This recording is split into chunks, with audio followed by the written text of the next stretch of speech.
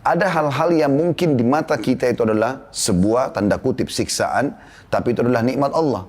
Bukankah kalau ditanya seseorang di antara kita, apa kau suka dengan rasa lapar? Tentu dia akan mengatakan tidak, karena di persepsi dia tanda kutip, lapar adalah sebuah siksaan. Tetapi ini semua adalah nikmat-nikmat Allah yang besar. Bukankah tanpa lapar kita tidak enak makan? Bukankah tanpa haus tidak enak kita minum? Bukankah juga tanpa capek tidak enak kita istirahat? Berarti apa yang kadang-kadang dianggap dalam persepsi sebagian orang negatif, itu adalah sebuah siksaan, ternyata nikmat Allah yang sangat besar. Makanya Allah SWT mengingatkan dalam firman-Nya, A'udzu billahi minasyaitonir rajim wa in ta'uddu ni'matallahi la tuhsuha. Kalau seandainya kalian mau menghitung nikmat Allah, maka kalian tidak akan mampu menghitungnya.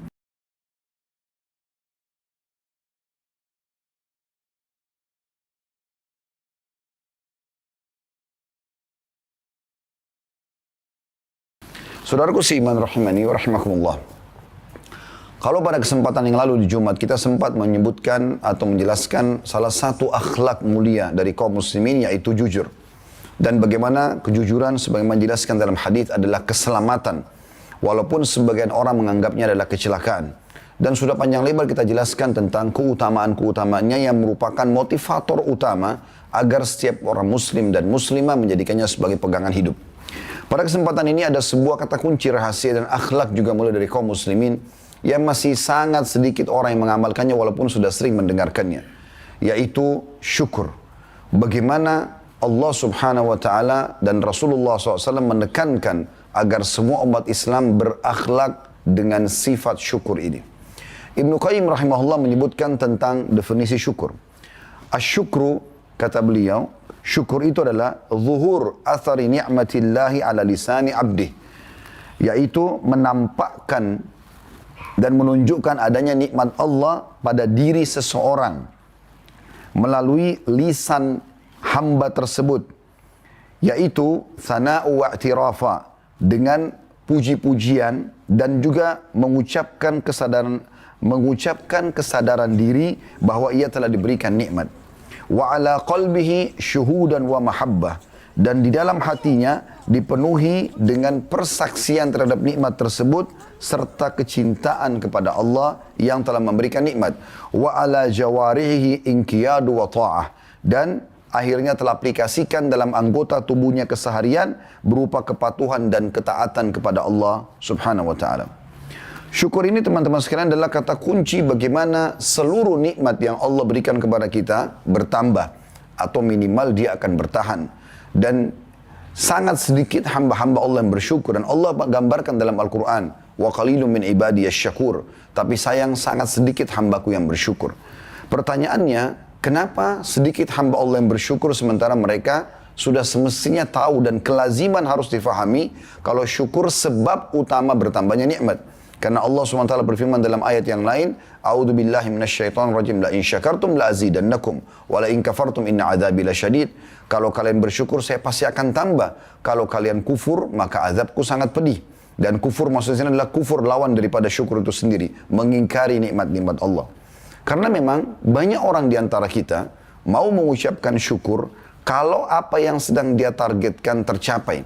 Dan itu harus seperti apa yang dia persepsikan. Padahal sebenarnya terlalu banyak nikmat Allah Subhanahu wa Ta'ala yang melimpah kepada kita dalam keseharian yang luput dari orang, itu adalah sebuah nikmat.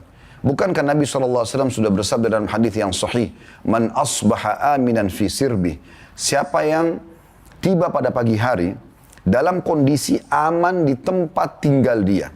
Sebagian ulama hadis mengatakan bisa rumahnya, bisa juga wilayah tempat dia hidup, kota ataupun negaranya. Aman, tidak ada pertempuran, tidak ada kekacauan. Ya. Kemudian mu'afan fi jasadi, dia dalam kondisi jasadnya sehat. Lahu qutu yaumih, dan dia punya makanan yang mencukupinya untuk hari itu. Faka'annama hizat lahud dunya, maka seakan-akan dunia telah berkumpul semua kebaikannya pada dirinya. Nikmat Allah melimpah. Bukankah nikmat Allah dengan kita sekarang bisa melihat? Saya bisa melihat, para hadirin dan juga hadirin bisa melihat kepada saya. Ini sebuah nikmat, mata kita bisa menangkap cahaya. Bukankah hidung kita terus saja menarik oksigen dan juga mengeluarkan dalam waktu yang sangat selisih detiknya dekat sekali hasil-hasil pembakaran dari tubuh kita? Bukankah juga lisan kita bisa membedakan mana rasa manis, asam, pedas dalam waktu seketika? Bukankah kuping kita bisa membedakan mana suara, intonasi suara yang besar dan mana yang kecil? Bukankah seluruh anggota tubuh kita atau kulit kita masih pekah? Dengan memegang sebuah benda kita bisa bedakan mana kasar, mana lembut. Dan seterusnya, kalau kita ingin rincikan seluruh anggota tubuh kita, maka kita akan temukan nikmat Allah yang melimpah. Bahkan, seringkali saudaraku seiman, ada hal-hal yang mungkin di mata kita itu adalah sebuah tanda kutip siksaan, tapi itu adalah nikmat Allah. Bukankah kalau ditanya seseorang di antara kita, apa kau suka dengan rasa lapar? Tentu dia akan mengatakan tidak, karena di persepsi dia tanda kutip, lapar adalah sebuah siksaan. Atau kalau ditanyakan apakah kau ingin haus, maka jawabannya tentu tidak. Karena di persepsi dia secara pribadi itu adalah sebuah siksaan, tanda kutip di sini. Begitu juga pada saat dikatakan apakah kau ingin capek, maka mungkin jawaban dia ya tidak. Karena bagi dia capek adalah sebuah siksaan. Tetapi ini semua adalah nikmat-nikmat Allah yang besar. Bukankah tanpa lapar kita tidak enak makan? Bukankah tanpa haus tidak enak kita minum? Bukankah juga tanpa capek tidak enak kita istirahat? Kalau seandainya kita dalam kondisi lapar, saudaraku seiman, walaupun kita hanya makan nasi sama tempe atau sama sambal, lahapnya luar biasa. Tapi pada saat kita lagi kenyang, walaupun ditawarkan makanan yang sangat mewah, kita akan anggap tidak perlu lagi menggunakan atau mengkonsumsi itu. Begitu juga dengan pada saat kita haus. Kita akan order khusus minuman yang dingin. Karena itu dengan haus kita merasakan nikmatnya minum tadi. Begitu juga pada saat kita dalam keseharian bekerja, atau kita kasih contoh yang lain, kalau dalam keseharian seseorang tidur, dari pagi dia tidur, sampai menjelang malam atau sore hari, kemudian di malam hari disuruh tidur lagi. Kalau kita tanya apakah dia mau tidur, jawabannya tentu tidak. Karena dia sudah selalu tidur dari pagi sampai sore. Maka malam dia gelisah, nggak bisa tidur. Tapi coba kalau seseorang itu bekerja dari pagi hari, dalam kondisi dia letih, dia capek, dan malam hari, dalam kondisi dia capek, dia tidur walaupun cuma sejam, 2 jam, rasanya nikmatnya luar biasa dari istirahat tersebut. Berarti apa yang kadang-kadang dianggap dalam persepsi sebagian orang negatif, itu adalah sebuah siksaan, ternyata nikmat Allah yang sangat besar. Makanya Allah SWT mengingatkan dalam firman-Nya, A'udzu billahi minasyaitonir rajim wa in ta'uddu ni'matallahi la tuhsuha. Kalau seandainya kalian mau menghitung nikmat Allah, maka kalian tidak akan mampu menghitungnya. Syukur adalah sifat Allah Subhanahu wa taala. Allah adalah syakur. Dalam firman-Nya dalam surah Asy-Syura ayat 23 berfirman, A'udzu billahi minasyaitonir rajim, innallaha ghafurun syakur. Allah itu zat yang ghafur dan juga zat yang syakur. Kata At-Tabari, Imam Abu Jarir At-Tabari, salah seorang ahli tafsir yang masyhur dalam tafsir beliau, menyebutkan bahwasanya ghafur artinya adalah Allah maha pengampun terhadap dosa hambanya, walaupun dosa itu melimpah dan terulang-ulang dikerjakan. Dan syakur adalah maha pembalas kebaikan sehingga Allah melipat gandakan ganjarannya. Di dalam firman Allah yang lain dalam surah At-Taghabun ayat 17, Allah SWT berfirman, A'udzu billahi minasyaitonir rajim, wallahu syakurun halim. Allah itu syakur dan halim. Kata Ibnu Katsir rahimahullah dalam tafsir beliau, syakur dalam ayat ini adalah maksudnya memberi balasan kebaikan yang sedikit dengan ganjaran yang banyak. Ini sifat Allah Subhanahu wa taala, dan Allah mau kita bersifat dengan sifat terima kasih atau syukur ini. Ulama membagi dua masalah syukur. Ada yang bersyukur kepada Allah Subhanahu wa taala atas nikmat yang melimpah kepada kita, dan termasuk bagian daripada syukur yang kedua adalah bersyukur dan berterima kasih kepada kebaikan sesama manusia yang telah berbuat baik pada kita. Syukur ini juga termasuk sifat para nabi-nabi. Mereka punya ciri khas sehingga Allah Subhanahu wa taala pilih mereka menjadi para nabi, yaitu salah satunya suka bersyukur dan berterima kasih. Allah sebutkan tentang Nabi Nuh misalnya dalam surah Isra ayat 3, A'udzu billahi minasyaitonir rajim, dzurriyyata man hamalna ma'a Nuhin innahu kana 'abdan syakura. Anak cucu dari orang-orang yang telah kami bawa bersama Nuh, sesungguhnya Nuh itu adalah hamba yang banyak bersyukur. Jadi bukan cuma bersyukur, tapi banyak bersyukur. Lisannya selalu mengatakan alhamdulillah dalam setiap keadaan.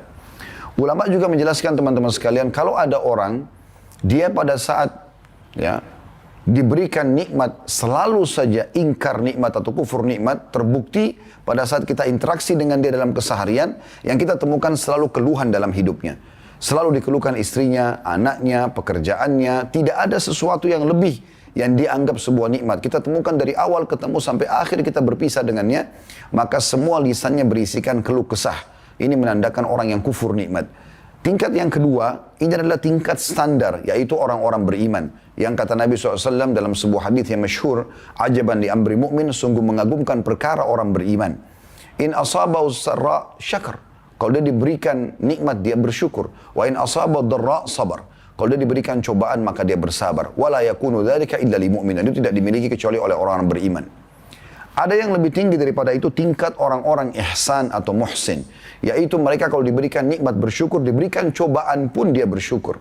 Jadi walaupun dia kena penyakit, walaupun dia kena musibah, maka dia selalu lisannya mengatakan Alhamdulillah. Karena dia sangat yakin Tuhannya tidak akan mungkin mengujinya kecuali dengan hikmah dan kemahadilannya. Juga Allah menguji Ibrahim alaihissalam. Dalam surah An-Nahl ayat 120 sampai 121, A'udzu billahi minasyaitonir rajim. Inna Ibrahim kana ummatan qanitan lillahi hanifa wa lam yakun minal musyrikin, syakiran li an'umih ijtabahu wa hadahu ila siratim mustaqim. Sesungguhnya Ibrahim adalah seorang imam yang dapat dijadikan teladan, lagi sangat patuh kepada Allah dan hanif, lurus, berada di atas hukum atau syariat Allah subhanahu wa ta'ala. Dan sekali-kali bukanlah dia termasuk orang-orang yang musyrik. Dan ia senantiasa mensyukuri nikmat-nikmat Allah yang telah memilih atau Allah yang telah memilihnya dan menunjukinya kepada jalan yang lurus. Begitu juga baginda Nabi SAW, Nabi dan pimpinan kita. Satu malam beliau izin atau menyampaikan kepada Aisyah, karena itu malamnya Aisyah, wahai Aisyah, malam ini aku akan bermunajat kepada Tuhanku. Maka Aisyah pun mengatakan, baiklah ya Rasulullah, saya pun suka dengan bermunajat. Maka Nabi SAW berdiri dari awal setelah sholat ba'da Isya masuk rumah sampai subuh tidak tidur. Dan beliau sholat sampai telapak kaki beliau pecah. Dikatakan dalam sebuah riwayat, karena Rasulullah SAW idza shalla qama hatta tafattara rijlah. Beliau SAW kalau bangun mengerjakan sholat malam, saking lamanya berdiri dan baca ayat, sampai telapak kaki atau tumit beliau pecah-pecah. Qalat Aisyah. Maka pada saat itu di malam Aisyah bertanya, ya Rasulullah, atasna'u hadha, apakah anda melakukan perbuatan sampai seperti ini? Waqad ghufira laka ma taqaddama min dhanbika wa ma ta'akhkhar, sementara dosa-dosamu yang lalu sudah dimaafkan dan yang akan datang juga sudah dimaafkan. Faqala ya Aisyah, maka Nabi SAW menjawab, afala akunu abdan syakura, tidakkah layak aku menjadi seorang hamba yang bersyukur? Saudaraku seiman, syukur bukan cuma ucapan lisan, tetapi perlu diikuti dengan pemahaman yang jelas, yaitu dia sebuah ibadah. Dan setiap muslim harus memahami ibadah itu akan ada ganjaran yang sangat besar. Bukan hanya sebatas syukur lalu ditambah nikmat, tapi akan dicatatkan sebuah pahala yang akan memberatkan timbangan pada hari kiamat. Oleh karena itu setiap muslim harus memahami syukur bagian daripada kehidupan dia. Ada beberapa buah atau mutiara dari syukur itu. Yang pertama, syukur adalah sifat orang beriman. Artinya kita bisa mematok orang itu beriman kalau dia banyak bersyukur. Terbukti setiap kali kita ngobrol sama orang yang bersyukur itu adalah selalu saya mengatakan Alhamdulillah, Alhamdulillah, Alhamdulillah. Selalu saja mengatakan Alhamdulillah. Allah subhanahu wa ta'ala, Nabi SAW mengatakan dalam hadis tadi yang sudah saya sebutkan, yaitu sungguh mengagumkan perkara orang beriman. Kalau dia diberikan nikmat dia bersyukur, ya. Kalau dia diberikan cobaan dia akan bersabar. Kemudian itu hadis riwayat Muslim. Yang kedua, merupakan sebab datangnya ridhonya Allah subhanahu wa ta'ala. Dan makna ridho, kalau kita mendefinisikannya dalam kehidupan kita sehari-hari sebagai manusia, kalau ada orang miskin yang datang minta, kemudian dia mengatakan misal, tolong bantu anak saya sakit, saya butuh uang 200 ribu, 500 ribu, 1 juta rupiah. Lalu kita memberikan dia uang sejumlah yang dia minta. Kita baru membantunya, belum membuatnya ridho. Makna ridho adalah kita akan mencari tahu di mana orang ini tinggal, permasalahan apa yang dihadapi dalam hidupnya. Mungkin kita akan mendatangi rumahnya, kita akan mencari tahu tentang keadaan anak-anaknya. Kalau tidak sekolah, kita akan sekolahkan. Kalau kontrakannya belum dibayar, kita bayarkan. Kalau seandainya dia butuh apapun rumah sakit, misalnya kita akan bantukan. Maka di situ, pada saat kita penuhi semua kebutuhan dia, namanya ridho. Kita membuat ridho. Makanya Nabi SAW mengatakan tentang ridho kedua orang tua, ridho Allah fi ridho al-walid. Ya. Sesungguhnya keridhaan Allah ada di ridho kedua orang tua. Maksudnya kalau sampai kita membuat orang tua kita merasa sudah tidak tahu lagi harus berterima kasih seperti apa kepada kita, maka kita sudah membuatnya ridho dan itu berarti mengundang ridho Allah. Hanya saja kalau kita tarik ini kepada zat sang pencipta Allah, ridho Allah artinya Allah akan memenuhi semua kebutuhan hamba tersebut. Allah menyebutkan bagi hamba yang suka bersyukur dalam firman-Nya dalam surah Az-Zumar ayat 7, A'udzu billahi minasyaitonir rajim wa in tashkuru yardahu lakum. Jika kalian syukur, maka pasti Dia akan ridho kepada kalian. Yang ketiga, merupakan sebab selamatnya seseorang dari azab Allah karena suka bersyukur. Disebutkan dalam surah An-Nisa ayat 147. A'udzu billahi minasyaitonir rajim. Ma yaf'alullahu bi'adzabikum in syakartum wa amantum. Tidaklah Allah akan mengazab kalian jika kalian bersyukur dan beriman. Dan sungguh Allah itu syakur dan alim. Maksudnya zat yang paling selalu membalas. Walaupun sedikit perbuatan hamba dibalas dengan banyak ya nikmat. Dan juga alim, maha mengetahui segala sesuatunya. Yang keempat merupakan sebab ditambahnya nikmat. Dan kita sudah tahu ini salah satu poinnya. Jadi bukan cuma sekedar bertambah nikmat, tapi banyak sekali mutiara dan manfaat daripada syukur. Dan ini sudah masyhur dalam surah Ibrahim ayat 7 Allah berfirman, A'udzu billahi minasyaitonir rajim wa idz ta'adzana rabbukum la in syakartum la azidannakum. Dan ingatlah pula, makna ingat dalam Al-Quran adalah pelajarilah. Tak kala Tuhanmu mengumumkan, hai Muhammad, sesungguhnya jika kamu bersyukur, pasti kami akan menambah nikmat itu kepadamu. Dan jika kamu mengingkari nikmat, maka sesungguhnya azabku sangat pedih. Yang kelima, ganjaran di dunia dan di akhirat. Jadi bukan hanya sekedar mendapatkan ganjaran dunia, tapi juga ganjaran di akhirat.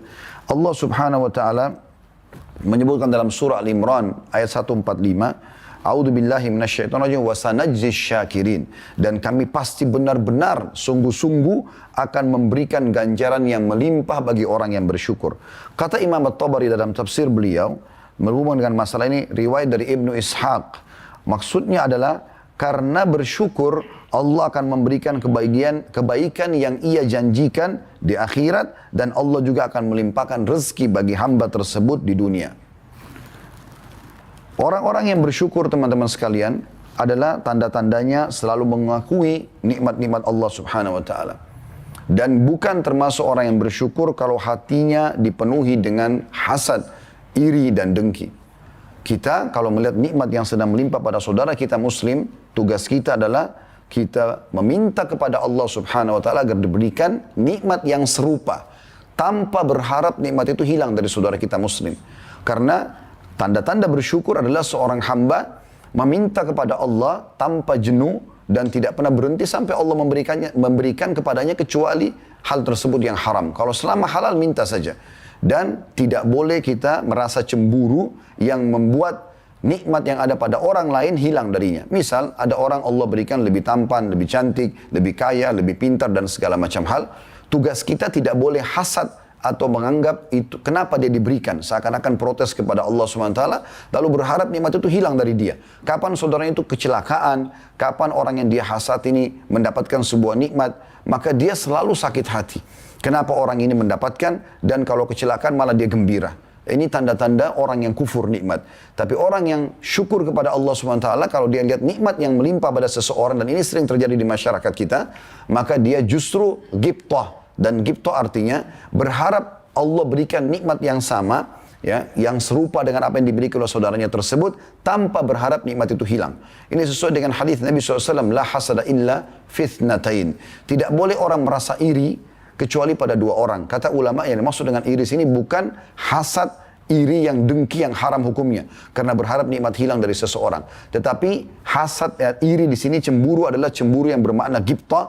Berharap diberikan yang sama, tapi tidak berharap hilang dari orang yang sedang diberikan nikmat Allah itu.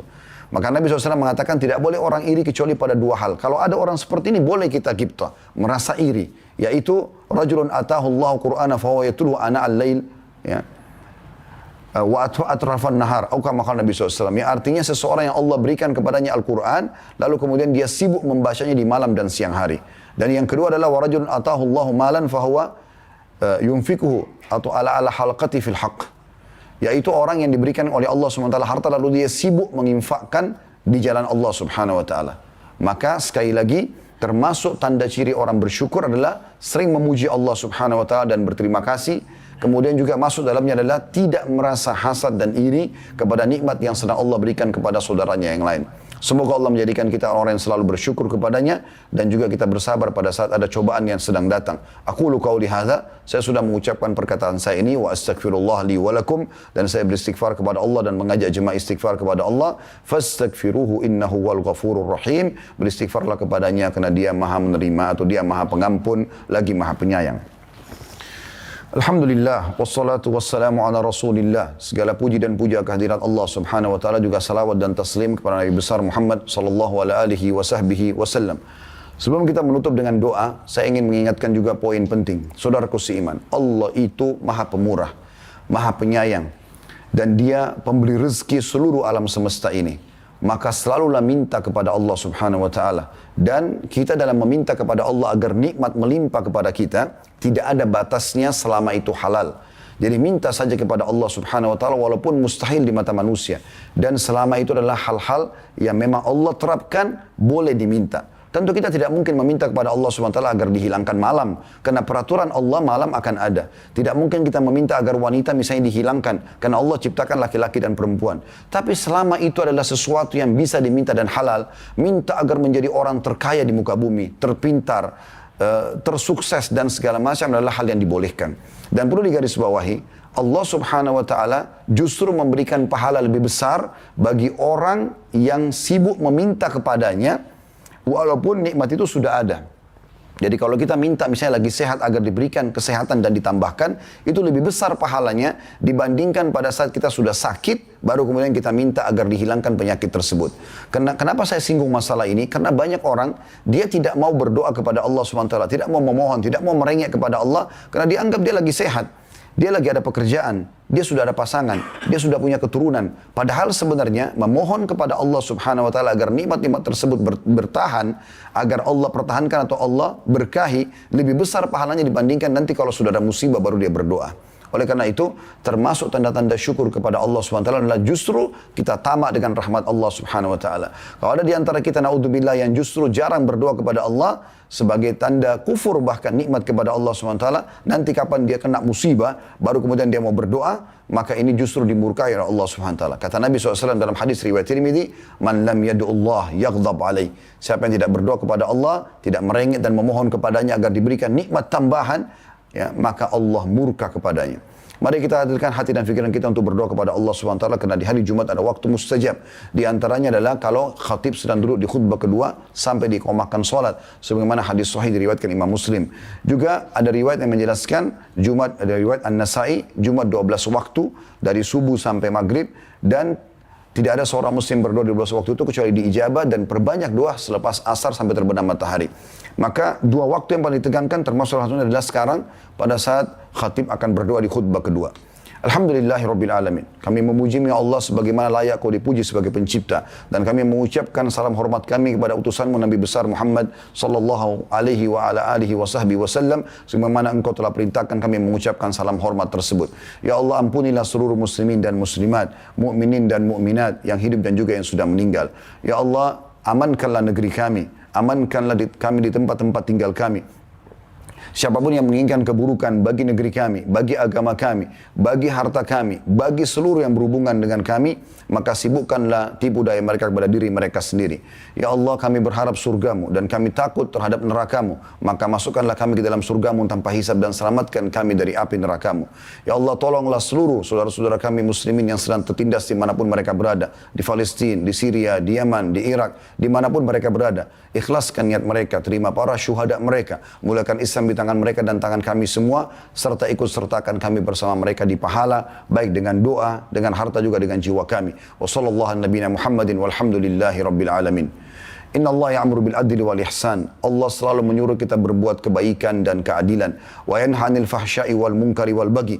Allah larang perbuatan keji, perbuatan munkar dan maksiat. Ya'idukum la'allakum tadhakkarun. Itu peringatan dari Allah, jadikan sebagai prinsip hidup kalian. Fadhkurullahal 'azim yadhkurkum. Ingatlah selalu kepada Allah, Allah ingat kepada kalian. Washkuruhu 'ala ni'ami yazidkum. Syukuri nikmatnya, pasti dia akan tambah. Wa la dzikrullahi akbar. Mengingat Allah adalah amal yang paling besar. Wa aqimis shalah.